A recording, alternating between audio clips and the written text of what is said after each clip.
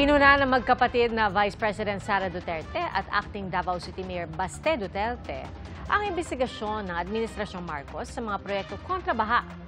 Ang tugon dyan ng palasyo sa pagsaksi ni Ivan Mayrina.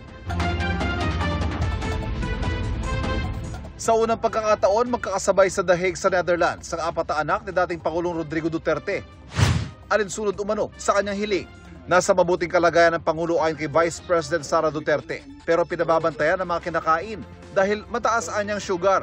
Masaya siya na nakabisita kami na. May humingi ng reaksyon sa bise kaugnay ng investigasyon ng administrasyon sa mga flood control projects. Sang-ayon ng bise rito, pero kailangan anyang palawakin.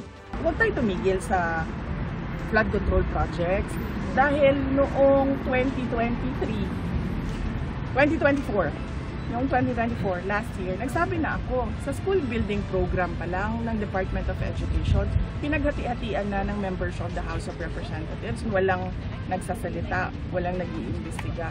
Sinusubukan pa namin kunan ng pahayag ang Malacanang at Kamara, kaugnay sa sinasabing ito ng bise. Hinamon din ng bise na laliman pa ang utos sa lifestyle check sa mga kawani ng gobyerno o yung pagtiyak na hindi sobra sakita nila ang kanilang pamumuhay. Hindi lang yung elected public officials, pati yung mga appointed public officials. Dapat deep dive kung sino yung mga dummy. Ilabas yung mga dummy ng mga public officials. Nauna nang sinabi ng palasyo na lahat ng opisyal ng gobyerno ay isasalang sa lifestyle check at uunahin ang DPWH. Nang tanungin kung may payo ang bise para resolbahin ang problema, ayoko magbigay ng libreng advice.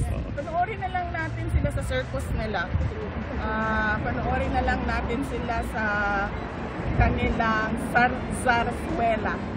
Dito nalalayo sa puna ng kapatid niyang si Davao City Acting Mayor Baste na sinagot na rin ng Malacanang. Wala raw pipiliin. Lahat ng sangkot, maiimbestigahan at makakasuhan. The President himself ay ginagamit na yung flood control projects na PR niya. Responsibilidad niya naman talaga yon. Dapat, in the first place, he did not allow it to happen. Kung sinasabi niya po na ito'y PR stunt, manood na lamang po siya. Para sa GMA Integrated News, ako si Ivan Mayrina, ang inyong saksi. Mga kapuso, maging una sa saksi.